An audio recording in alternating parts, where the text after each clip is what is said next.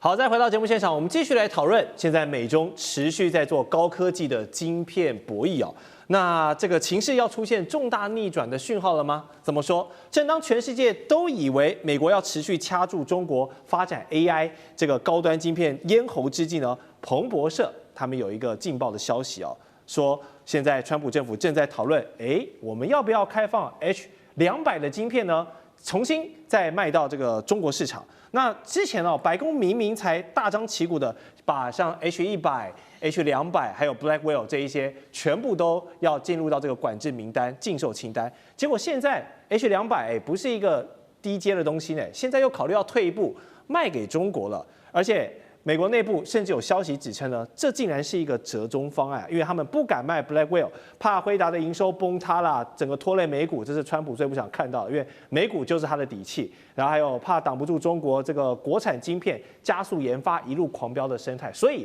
我賣200給你是一個折中方案。那當然呢，這個一下賣一下不賣都是你美國在說的玩法，中國當然也不樂意嘛，所以他们現在也是呢，政令來促使自己要加速研發自己的產品，包括華為這邊重磅消息，未來3年要推出4款的新產品，甚至這個昇騰950的 PR 在明年的第一季要上市，它的目標呢，甚至是對標輝達的 H100哦。所以雖然沒有到 H200那麼厲害，但是100也可以讓現在中國自主的算力呢有一個基礎的保障。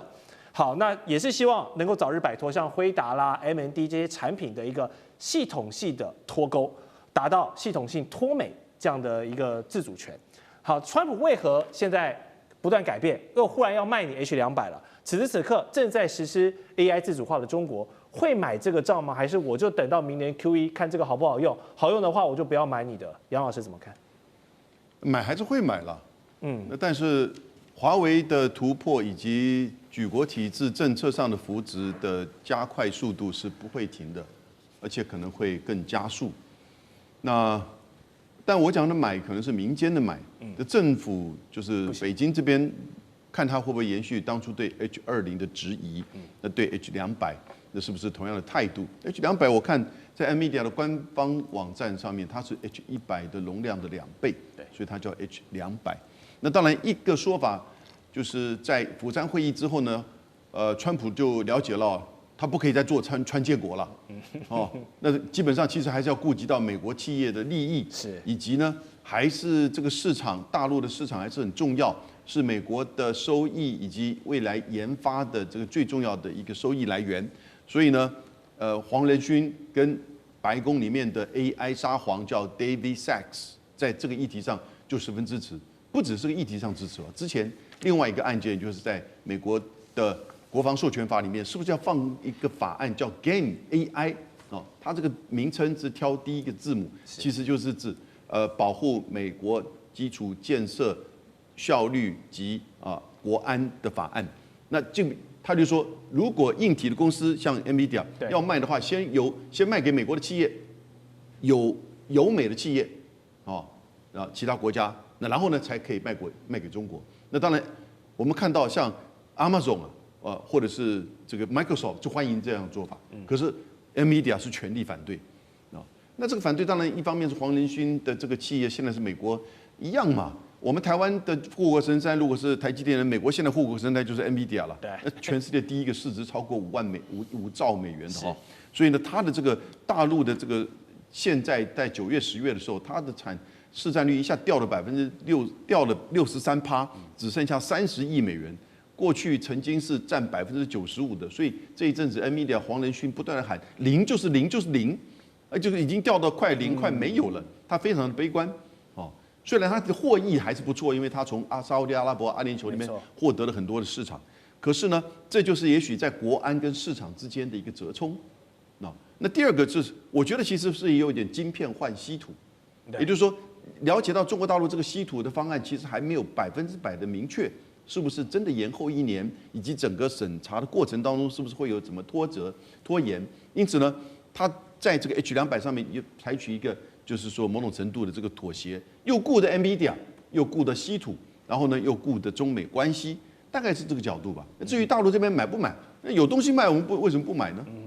買來再看看差距在多少。那我想接着問委員，之前我記得您上節目的時候有提过哈，就是中美的晶片僅差一步之遙的說法。所以說，如果現在美国一直在放話說，賣給你中國 H200晶片這樣的風聲，一方面是不是在打心理戰？還有中國自主研發的這個昇騰950 PR，很快明年過完聖誕節，其實馬上就要上市了。那如果它真的是可以成為 H20，甚至是對標 H100一個不錯的替代品的話，那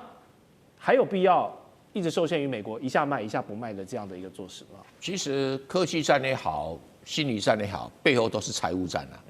這個賺不賺錢才是硬道理啊。其他的都是台面上的話而已啊。2022年我講過，中國的晶片產業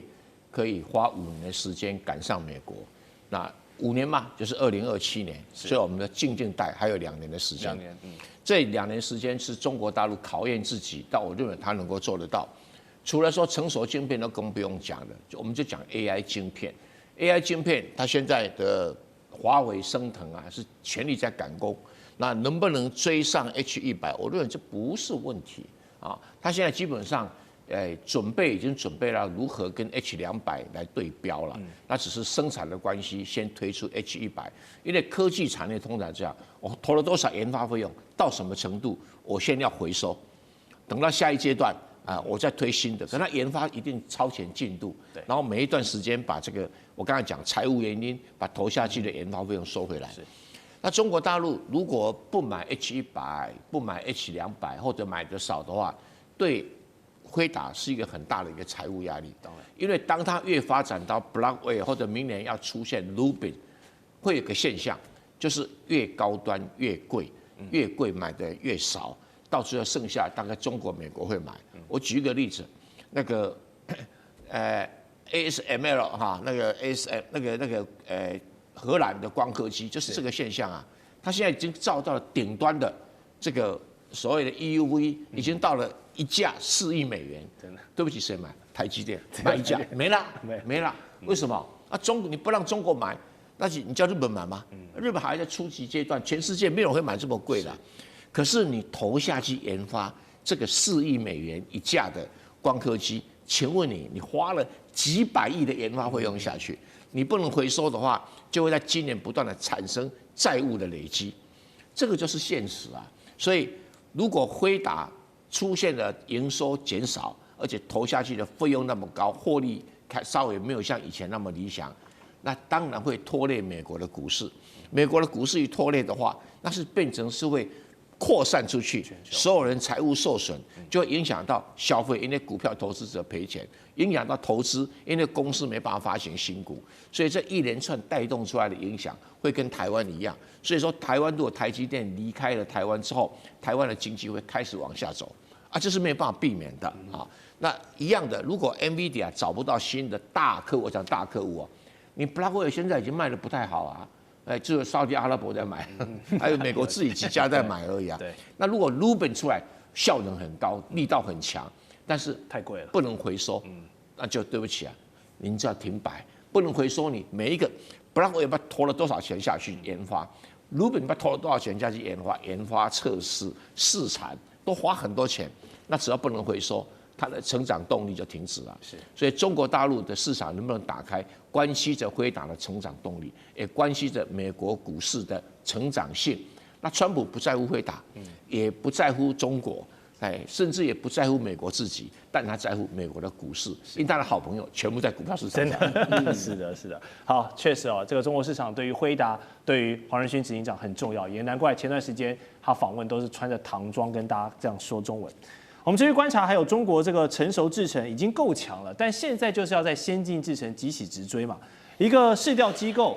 集邦科技就發了一個驚人的預估，認為2023年中國將掌握全球半數的成熟製程哦。那他們到時會有全球超過50%的成熟製程產能，然後還有全球12寸晶圓代工的產能，年複合成長呢，全世界只有10%，但是中國是翻倍20%。以及今年6月，武漢的碳化矽大廠投產年產36萬片，來提供現在這個100萬輛的中國電動車蓬勃的需求。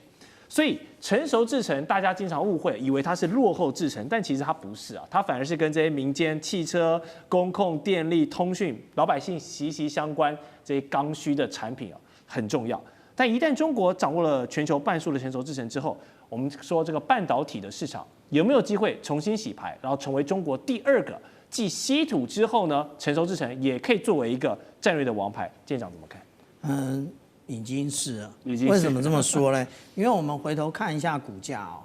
在2022年9月的時候呢，其實我們來看我們台灣成熟製程的這些晶圓大廠全部都掉價，為什麼？因為中國大陸開始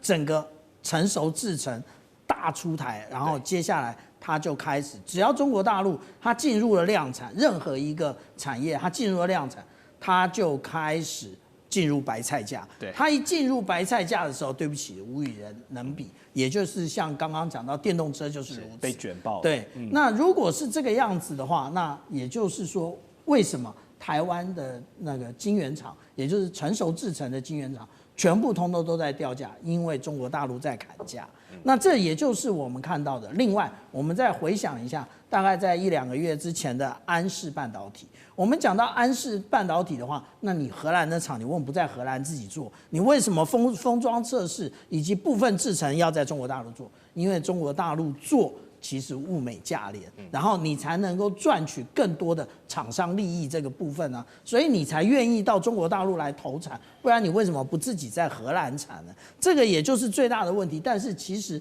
安氏半導體的部分呢，如果問到這個他的文泰科技的母公司的話，他說這個問題還沒有完全的解決啊，也就是荷蘭暫停了這個行政命令呢，但是這一家公司的控制權到目前為止依然未解。所以我們這樣講啊，現在我們看到的就是2025中國製造，所以我就說就不用等到2030年，我們現在看到的就是，可是2030年我們看到的是什麼？我們將會看到的是中國標準，那也就是我們現在談到的，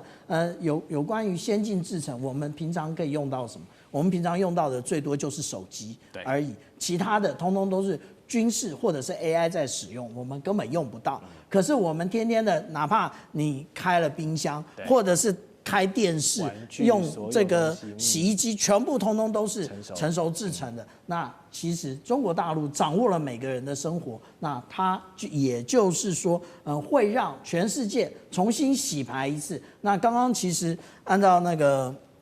鄭源老師的說法，也就是高端的都那個未來都会被美國掌握，因為台積電要到美國去了嘛。那但是呢，我們台灣又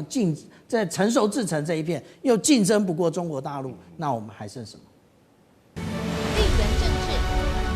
內中之爭、戰略價值、強權崛起、小國生存。